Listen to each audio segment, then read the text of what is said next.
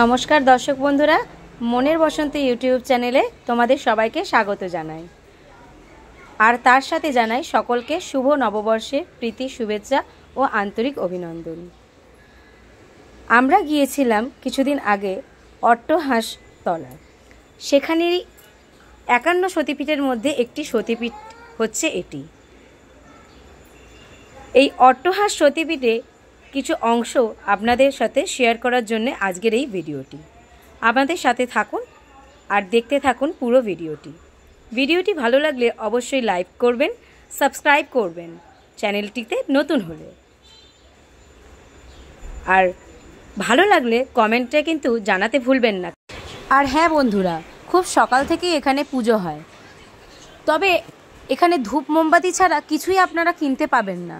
তাই মিষ্টি দিয়ে পুজো দিতে গেলে আপনাদের এগুলি বাইরে থেকেই কিনে নিয়ে আসতে হবে।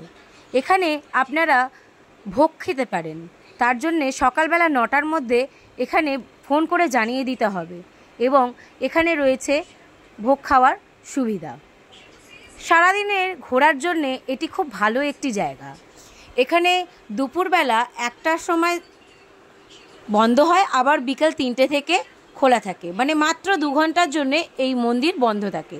সকালে ভোরবেলা 5টা থেকেই এই মন্দির খুলে যায়। সুতরাং সারাদিন কাটানোর জন্যে দারুণ জায়গা, দারুণ পরিবেশ, চারিদিকে গাছপালার নিস্তব্ধতা। একটি ছোট্ট জলাশয় রয়েছে, সেখানে রয়েছে অনেক রকমের মাছ। এক কথায় একদিনের জন্যে, এক বেলার জন্যে ঘুরে আসার জন্যে উপযুক্ত জায়গা এই অট্টহাস তলা।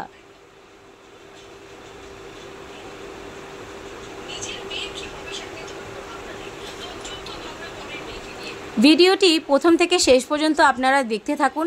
আমি ভিডিওর মধ্যে আপনাদের সমস্ত কিছু তথ্য দিয়েছি, ভালো করে খেয়াল করলে আপনারা দেখতে পাবেন। আমি ফোন নাম্বারও দিয়ে দিয়েছি, যেভাবে ফোন করে কিভাবে রাখতে হবে, আপনাদের কি করে কি করতে হবে, সেখানে সব কিছুই বলে দেবেন ওনারা।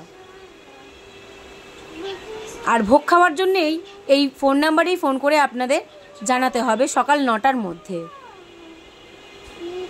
দেখতে থাকুন আপনারা পুরো ভিডিওটা।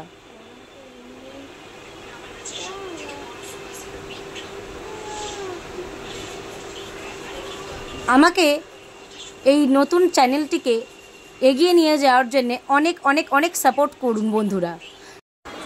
আর তার জন্য আপনাদের চ্যানেলটিকে সাবস্ক্রাইব করে আমার পাশে থাকতেই হবে।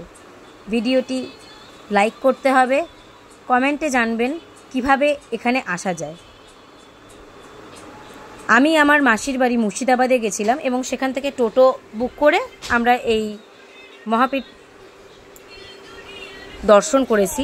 তাই আপনারা সমস্ত কিছু ডিটেলস জানতে গেলে আমাকে কমেন্ট করে জানবেন, আমি আপনাদের শেয়ার করে দেব কিভাবে আপনারা এই জায়গায় যাবেন।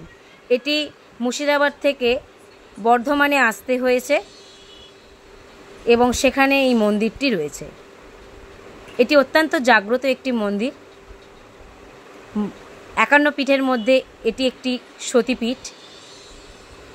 তাই এই সতীপীঠের কথা আপনাদের সকলকে প্রচার করতে হবে। ভিডিওটি ভালোভাবে শেয়ার করবেন, যাতে প্রত্যেকটা মানুষ এই সতীপীঠের কথা জানতে পারে এবং মায়ের দর্শন করতে পারে। ধন্যবাদ বন্ধুরা।